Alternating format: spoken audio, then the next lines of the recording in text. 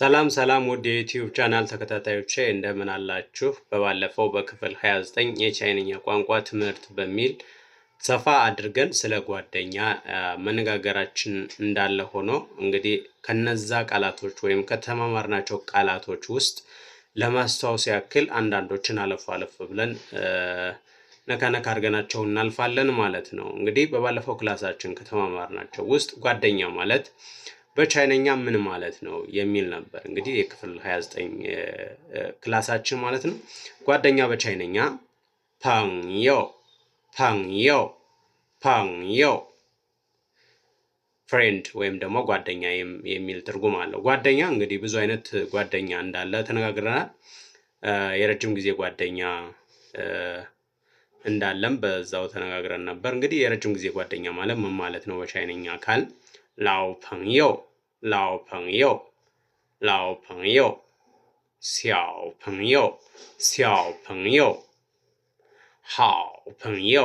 ሃው ፐንዮ ጥሩ ጓደኛ፣ የረጅም ጊዜ ጓደኛ፣ ህፃናት ወይም ደግሞ ልጅ የሚል በባለፈው ክላሳችን መነጋገራችን የሚታወስ ነው ማለት ነው።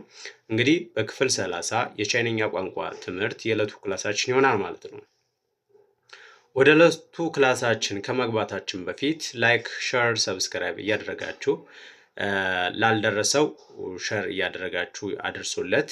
ለደረሳችሁ ደግሞ ሁሉንም እያንዳንዱን ተስፋ ያለ መቁረጥ ማለት ነው እያንዳንዱን ክላስ በደንብ አድርጋችሁ እያንዳንዱን ቪዲዮ እንድታዩ ትፈልጋለሁ። በራሳችሁም በደንብ አድርጋችሁ እንድትለማመዱ ማለት ፈልጋለሁ። ምክንያቱም በደንብ ልምምድ ካልተደረገ ቋንቋው ጀስት ማተስ ክላሳችሁ ክላስ እንደተማራችሁ ወጣችሁ ቤታችሁ ሆምወርክ የማትሰሩ ከሆነ ወይም ደግሞ በራሳችሁ የራሳችሁ ሜትን ማጠቀሙ ከሆነ ከክላስ ስትወጡ አብሮ ነው የሚወጣው ማለት ነው ከአእምሯችሁ። ስለዚህ ይህንንም በደንብ አድርጋችሁ ይህንን ክላስ ከወሰዳችሁ በኋላ በራሳችሁ የራሳችሁ ሜትር ተጠቅማችሁ በደንብ እንድትለማመዱት ለማለት ፈልጋለሁ። እንግዲህ ዛሬ ይዤላችሁ የመጣሁት 4 መሰረታዊ ቃላቶችን ይዤላችሁ መጥቻለሁ ማለት ነው። እነዚህ 4 መሰረታዊ ቃላቶች ምን ናቸው የሚለውን የምናይ ይሆናል ማለት ነው። እንግዲህ በክፍል 30 የቻይንኛ ቋንቋ ትምህርት የመጀመሪያው እና አንደኛው ማለት ነው ቿንግ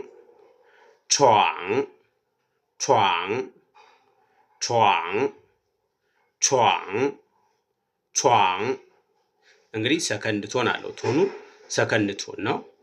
እንግዲህ አልጋ ማለት ነው ወይም ቤድ የሚል ትርጉም አለው ማለት ነው። ቿንግ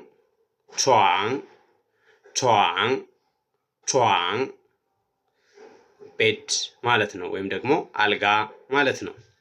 ይሄ አንደኛው ሲሆን ሁለተኛው ደግሞ ቿንዲን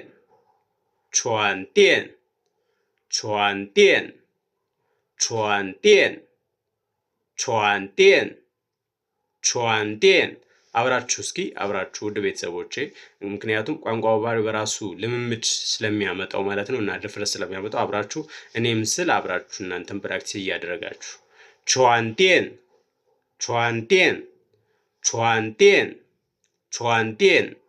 ፍራሽ ማለት ነው። ትርጉሙ ፍራሽ ማለት ነው።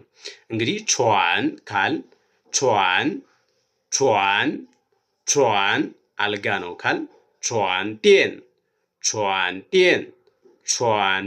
ማለት ደግሞ ፍራሽ ነው ማለት ነው።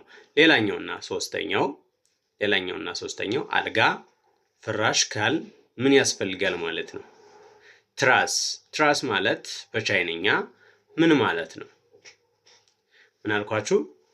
ትራስ ማለት በቻይንኛ ምን ማለት ነው ብንል፣ ስለዚህ ጀንቶ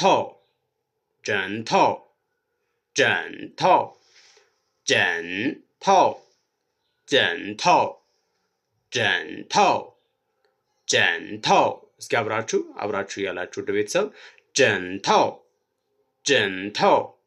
ጀንታው ፒሎ ወይም ደግሞ ትራስ ማለት ነው። ይሄ ጀንታው ማለት ሰርድ ቶን ነው ያለው። ቶኑ ጀንታው። ስለዚህ አልጋ ነገራችኋለሁ። ሁለተኛ ፍራሽ ነገርኳችሁ። አሁን ደግሞ ትራስ ጀንታው።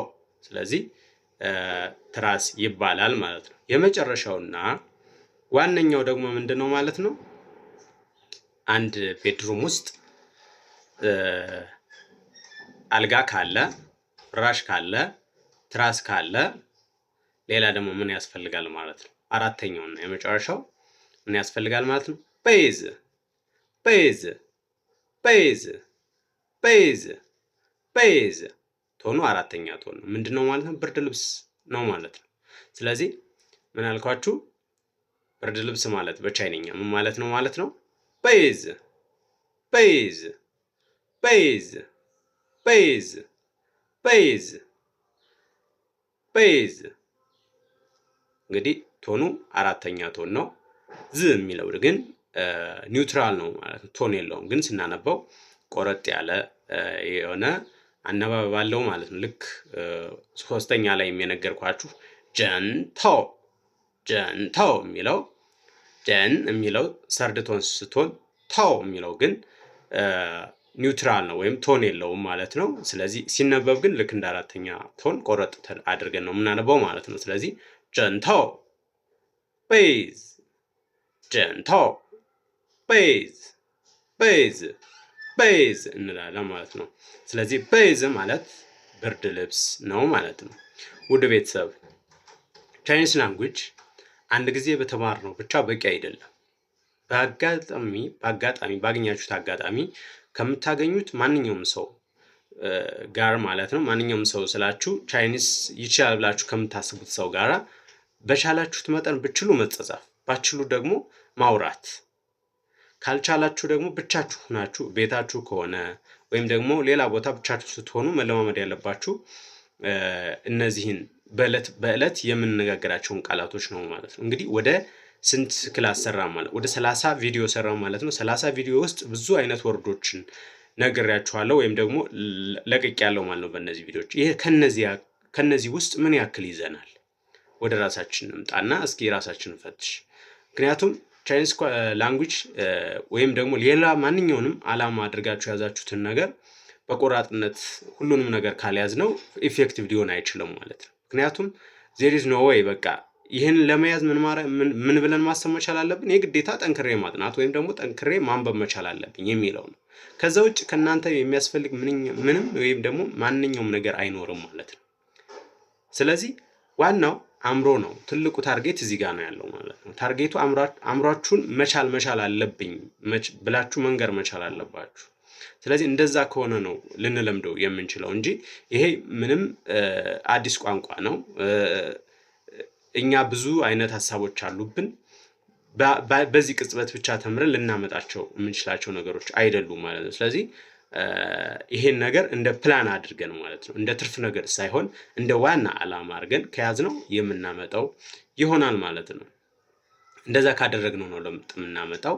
በቻላችሁት መጠን በደንብ አድርጋችሁ ጽሁፉን ባችሉ ቢያንስ ስፒኪንጉን ለመቻል መጣር፣ ከዛ አብሮ እያደገ ነው የሚመጣው። ዛሬ አንድ ቃል አንብባችሁት ልትረሱት ትችላላችሁ፣ ነገም ደግሞ ልትረሱት ትችላላችሁ። ድገሙት። ከዛ ደግሞ የሆነ ሰው ጋራ ያን ቃል ብትነጋገሩት ወይም ብትለዋወጡት ማለት ነው ያንን ቃላት፣ ከዛ በቀላሉ ብትሰሳቱ እንኳን ያን ቃል አትረሱትም ማለት ነው። ስለዚህ ብትሰሳቱ ምንም ብትሉ በቻላችሁት መጠን መጻጻፉን እንደ ዋና የቤት ስራ ያዙት። ብትችሉ ደግሞ ባጠገባችሁ ቻይንኛ የሚችል ሰው ካለ ብትነጋገሩ አሪፍ ነው። በጣም ስፒኪንግ አፍ መክፈት ነው። ማንኛውም ሰው ካልተለማመደው ቋንቋ ደግሞ በልምድ የሚመጣም ነው የሚያድግም ነው እንጂ ማንም ዝም ብሎ ከመሬት የሚያመጣው አይደለም እና እንደሌላው ክላስ አይደለም።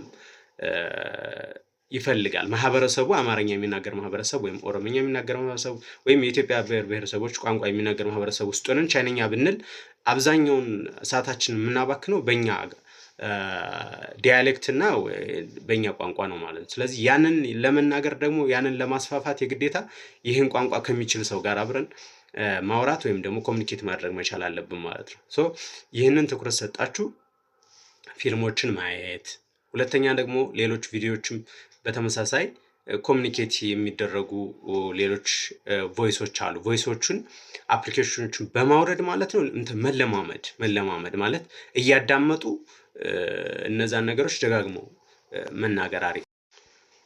ስለዚህ ውድ ቤተሰብ ለዛሬ ይዤላችሁ የመጣሁት ክላስ ይህንን ይመስል ነበር። በሌላ በክፍል 21 የቻይንኛ ቋንቋ ትምህርት እስከምንገናኝ መልካም ሳምንት ይሁንላችሁ። በርቱ፣ አንብቡ። ማንኛውም ነገር ካለ ኮሜንት፣ ላይክ፣ ሸር፣ ሰብስክራይብ አድርጉ። ኮሜንት አድርጉልኝ። የሚያስፈልገውን ነገር ማለት የምትፈልጉት ነገር ካለ በኮሜንት ላይ ልትጽፉልኝ ትችላላችሁ። ማንኛውም ነገር ለማገዝ እኔም ዝግጁ ነኝ። የምችለውን ነገር ሁሉ አደርጋለሁ። በርቱ። አገራችንን ሰላም ያርግልን። ባይ ባይ። በሌላ ክላስ እንገናኛለን።